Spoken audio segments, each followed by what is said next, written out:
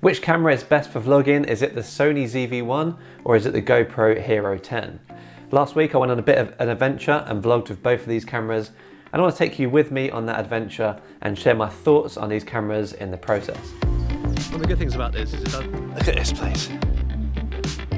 So I lost the drone. Yeah, it's got a little stage there for the DJ.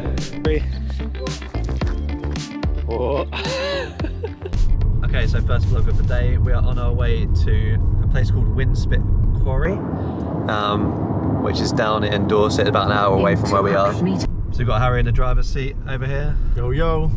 So I've got the GoPro over here on the right hand. This is in 5.3K in linear mode. And I've got the ZV-1 on the left. And this is basically straight out of the box. I mean, the ZV-1's pretty much impossible to vlog with if you're just taking it straight out of the box. So I've got a little handle on it as well. But the GoPro came with this little tiny handle, and that's what I'm going to be using today. So a bit of a hard exposure kind of time in the car, obviously quite bright outside. So we're just going to see how good the dynamic range is. But yeah, so we'll catch up with you when we get to the quarry. So last week, me and my friend Harry, we went out to Dorset, which is about an hour and a half from here. And we just went to little different locations with the aim of having a bit of fun, taking some photos and videos. And I was testing the ZV-1 and the GoPro Hero 10 for their vlogging capabilities. Now, both of these were straight out of the box, nothing added to them. Obviously, I've got this stick now. All that we had was just a stick with the ZV-1. The rest of it is just everything internal. And the same with the GoPro. It came with this little sort of selfie extension stick as well. So that's all I'm going to be using for this whole vlog. At each location we talk about something different, like the low light, the sound quality, that sort of thing, and I'll come back here to update you on my thoughts on that. So now let's get back to the vlog. Why am I pointing with the ZV-1? Maybe that's a use for it. You. So we're on our way to Winspit Quarry, and we've literally just seen Corfe Castle just over this hill. So we've stopped on the side of the road to try and get the drone up to get a few shots of that. So I'm just setting the drone up now. I'm going to take it off the roof of this car and see what shots we can get on the top of the hill. Again, filming with the ZV-1, so just see what the audio quality is like. It's quite about 6 feet away from me, so let's turn this on and see what we can get.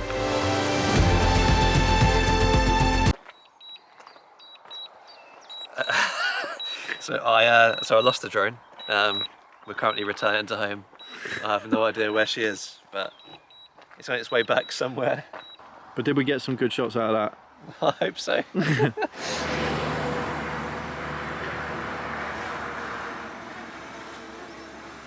Instead of trying to focus on the little phone screen, how about the real footage just comes on screen right now? Clever idea.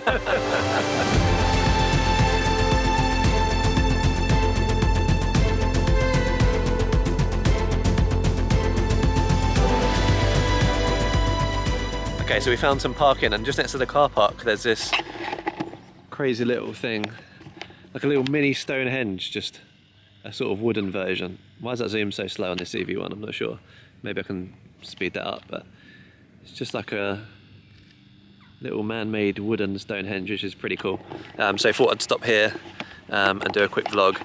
So this is just the sound quality of the ZV-1 with the little fluffy bit on the top. This came in the box with it, so it should be cancelling out that wind quite well.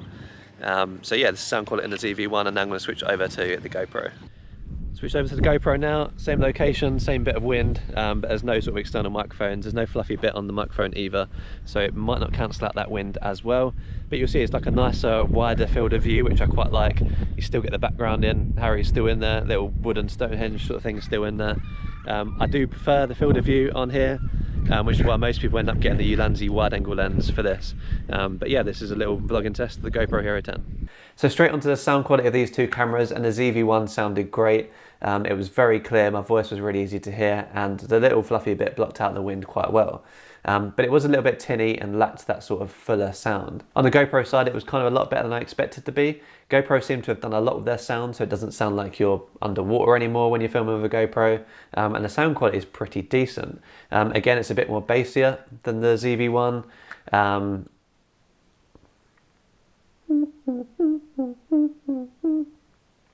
Brain fart. But it does lack any protection from wind, so you are going to get a little bit of wind noise when using the in-camera audio on the GoPro Hero 10. So on the way down to the quarry, we did some B-roll in the cameras, and the ZV-1 is just a better camera for most B-roll. Being able to zoom in to like 70mm, blur the background, etc. looks great. But with the GoPro, you're kind of stuck with a wide angle and everything in focus. That is until we get to following shots. The GoPro stabilization is something magical. It's absolutely insane. So the ZV-1 has active image stabilization, which makes the footage usable, but it will never stabilize walking shots without a gimbal. Okay, so we're about a 15-minute walk from the car park. So I think we might be almost there. Not a single person in sight. It's a lovely day. Harry's just fallen over. Smooth. Yeah, so I think we're almost there. We'll update you when we're there. This again is the GoPro Hero 10 in 5.3K in linear quality at 50 frames a second. One of the good things about this is it does film in 5.3K at 50 frames a second, whereas obviously the ZV-1 only does 4K at 30. Then you've got a bigger sensor in this, so that's your reason why. Did you say Z? You're not yeah, American. I know. I watched so many videos on the ZV-1 that it just becomes ZV1. It sounds weird, doesn't it? That is weird, yeah. It does sound weird. As you were. Oh, look at this place. How sick is this?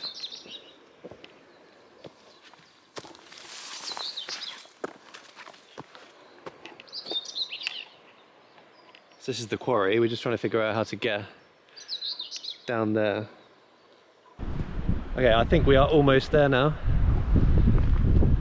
In fact, that is crazy. We flip that screen over. Whew.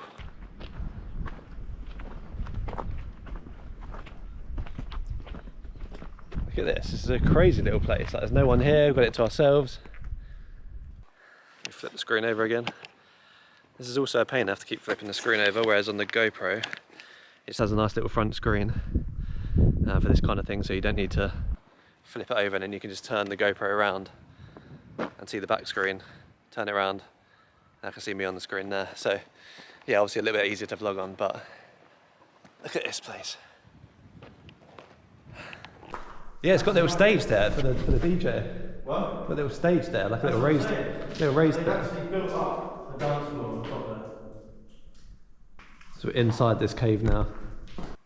Good opportunity to test the low light of these cameras as well, and the dynamic range. I think the ZV-1's probably going to have better low light.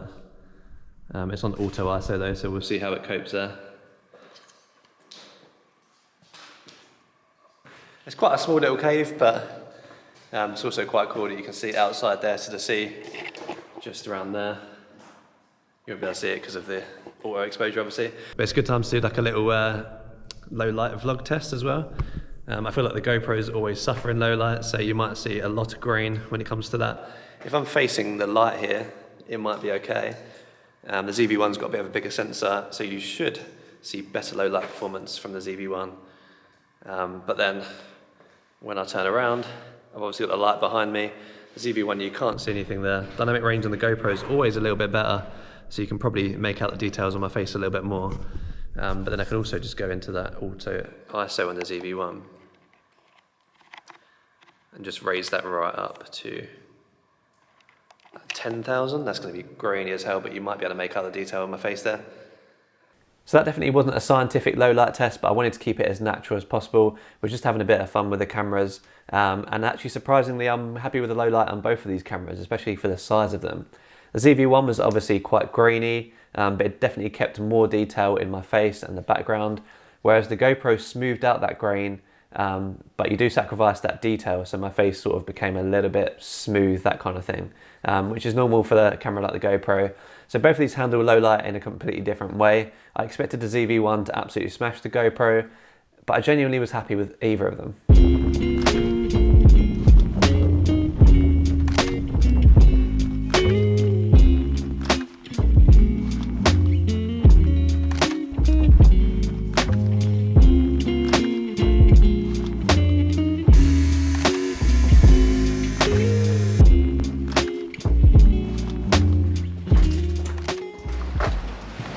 This place is literally perfect for the drone video I'm doing, like 10 drone moves. So we're going to take off the drone now. We're going to fly it down sort of by the coastline there, get some of the waves in from the top, We've got so many cliffs and rocks and things like that that we can use as like to parallax with. So yeah, we're gonna get a few shots like that, and then I'll put them somewhere here.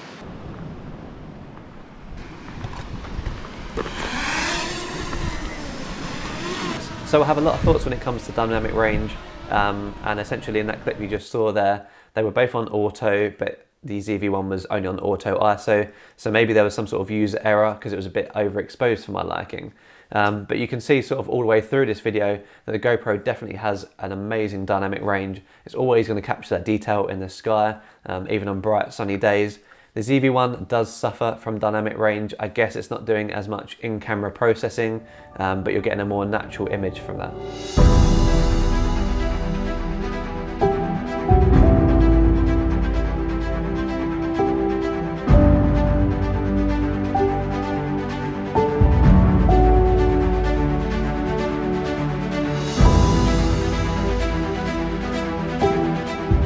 That was mental. Got some absolutely insane drone shots, which I'm sure you've already seen by now. We're just on our way back. Always seems longer on the way back for some reason. Harry's struggling. Yeah, I'm dying, man. we just want some food. We end up going the wrong way, so on our way back now. But now's a good time just to show you differences in how wide these cameras are. So I've got the GoPro Hero 10 on the right here, and the Sony ZV-1 on the left. Obviously ZV-1 goes to about 24mm on the wide end, but by the time you've activated active stabilization, it's quite close, and I'm holding this on a pole as far away as my arm will take me. The GoPro Hero 10 on my right is in super view mode right now, which is a little bit too wide for my liking. I don't really like shooting in it, but just to see how wide it can go, I'm just going to switch it over now to wide. So this is now on the wide lens, and the good thing about the GoPro is that obviously GoPro lenses are known for being super wide, but you can change the lenses on here. There's super view, there's wide, there's linear, and there's even a bit more zoomed in one, which I'll switch to now.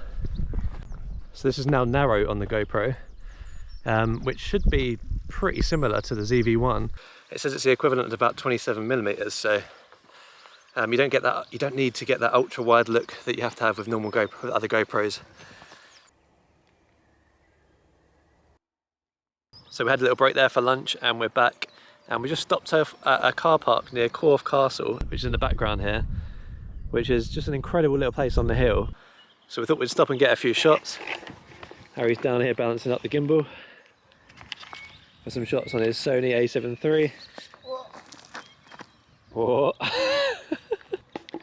this is now 1080p on the Sony ZV-1, by the way, and it is 5.7K still on the GoPro Hero 10. Now the reason I switched to 1080p is because it can do slow motion, so I've been doing some B-roll at 50 frames per second, so you'll see that in this shot as well. Now I'm going to take the drone up and see what shots I can get of this place here.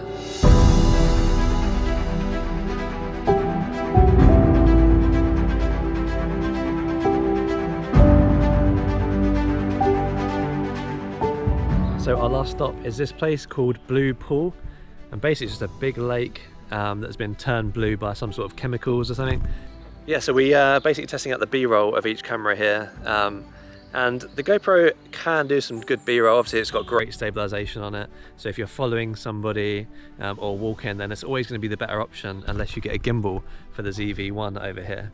But the ZV-1 is obviously great for B-roll. It's got the active stabilization, you can get a blurred background, and it's obviously got the zoom on it as well, so you've got a bit more variety of shots you can get here. But again, in order to get the walk-in shots and things like that, you will need to get a gimbal for it.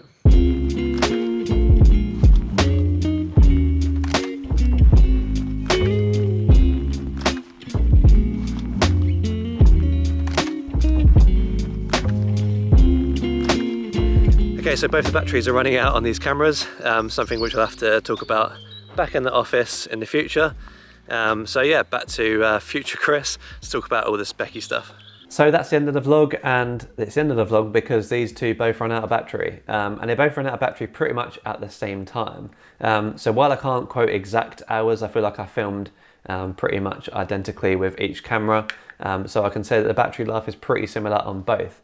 But what I can say is if you're filming for more than a couple of hours, then you are going to need spare batteries for these guys. They're not going to last forever. On to ease of use then, and as a professional videographer by trade, I already thought I'd find it easy to use the Sony ZV-1. I use Sony cameras. This has got the Sony menus. And to an extent it was kind of easy to use, but there's a lot of like fiddliness involved in it. So like I mentioned earlier, I missed the focus on 1 or 2 shots. I missed the exposure on 1 or 2 shots.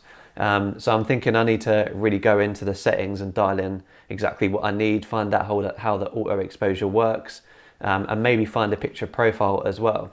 So the actual setup before you start vlogging, and then the vlogging experience of unflipping the screen, turning it round, setting your exposure, adding an ND filter to it. It's kind of like a whole process. But that is the price you pay for a bit more of a professional look. Because you don't see like, your Peter McKinnons or your Matty Hapogers or whatever using a GoPro to vlog, just because you get a more professional look out of the bigger sensors on these cameras. But the GoPro Hero 10, it just kind of felt more point and shoot. You turn it on and you press record and you're good to go. And that's exactly what I loved about this camera. When I was vlogging at the top of Snowdon, it didn't really feel like it was getting in the way. I wasn't spending too much time looking at the screen because, I knew it was doing a good job. Whereas this, you've really got to sort of check your focus and your exposure and everything like that. So again, the price you pay for a bit more of a professional sort of vlogging look, but that's my 2 cents on the ease of use.